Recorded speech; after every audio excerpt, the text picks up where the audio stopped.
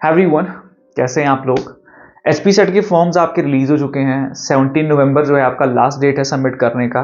तो जिन्होंने भी सबमिट नहीं किया है, आप अपने hppsc.hp.gov.in पे जाके फॉर्म को फिलअप कर सकते हो। ठीक है, अब इस एग्जाम की प्रेपरेशन कैसे करनी है, specifically here I am talking about the HP set English. ठीक है, सबसे पहली चीज जो आपको करनी है, सबसे पहले आपके पास होनी चाहिए 3 चीजें। सबसे पहली चीज है प्रीवियस ईयर्स के क्वेश्चन पेपर्स। अब ये आपको कहां से मिलेंगे? अपना टेलीग्राम जो ऐप है उसे अभी ओपन करो, go to the search box and type my professor note UGC NET English.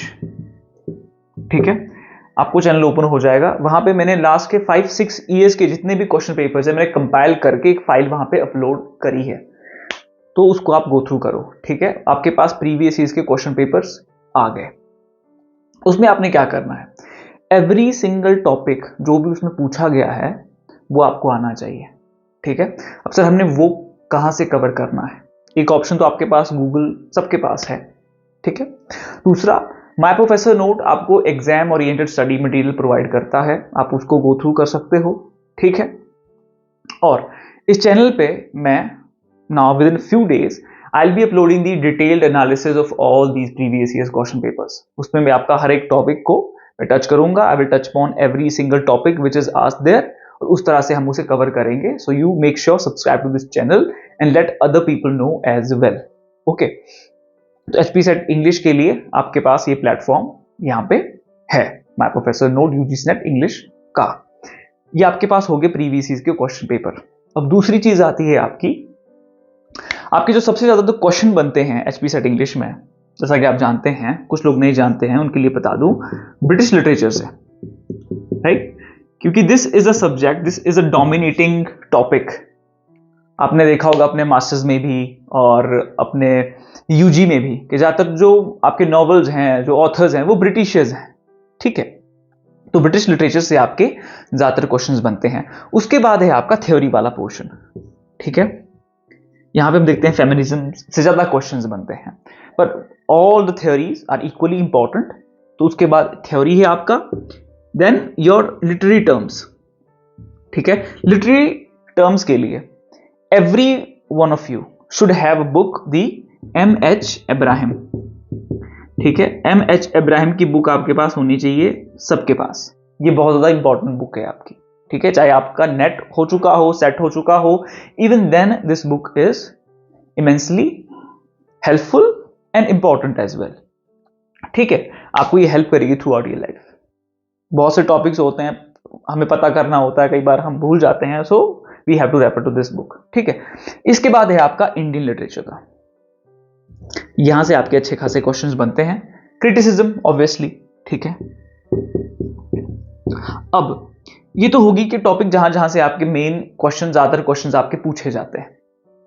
अब तीसरी चीज जो आपको करनी है वो है आपका एचपीयू का BA and MA English syllabus. ठीक है, यूजी एंड पीजी। ठीक है, जो आपका एमए इंग्लिश और जो बीए इंग्लिश ऑनर्स का जो आपका सिलेबस है वो आपको कवर करना है। Every single author which is mentioned here, उनके मेजर वर्क भी, उनके माइनर वर्क भी। फिर आपके जो टेक्स्ट हैं उनको 2 जगह से पढ़ना है। अगर आप स्टडी मटेरियल को रेफर नहीं कर रहे हो, if anyone can afford, you must go for that. आपका जो टाइम है वो बच जाता है। ठीक है, you have then time for your paper 1 as well. अगर yourself you want to do study, internet surfing will consume lot of time then. ठीक है, 2 जगह से फिर आपको आपकी समरीज कवर करनी है। एक तो विकिपीडिया से, उसका इंट्रोडक्शन वाला part is very important.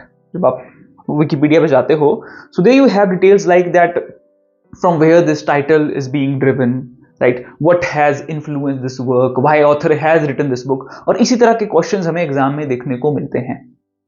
Alright, तो आपको सबसे पहले विकिपीडिया में, और उसके बाद आपको स्पार्क नोट से या लिट चार्ट से, क्योंकि उसमें आपकी थोड़ी डिटेल्ड समरी जो है मेंशन करी होती है, तो आप वहां से स्टडी आपको करना है 2 जगह से। ठीक है। फिर आती है इसको याद करने की बात, रिवीजन की बात। ये बहुत सारे videos we will make videos on these concepts as well, even though I have made, so you can just check out on my channel।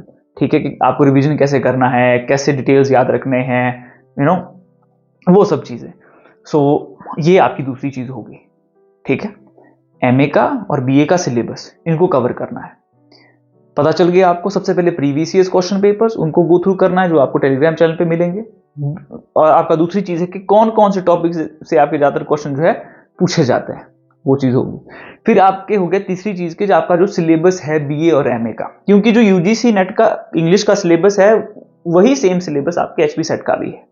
ठीक है, सिलेबस सेम है, क्राइटेरिया सेम है, कंडीशन सेम है, बस इसे आपका एचपी जो ये कमीशन है वो कंडक्ट करवा रहा है।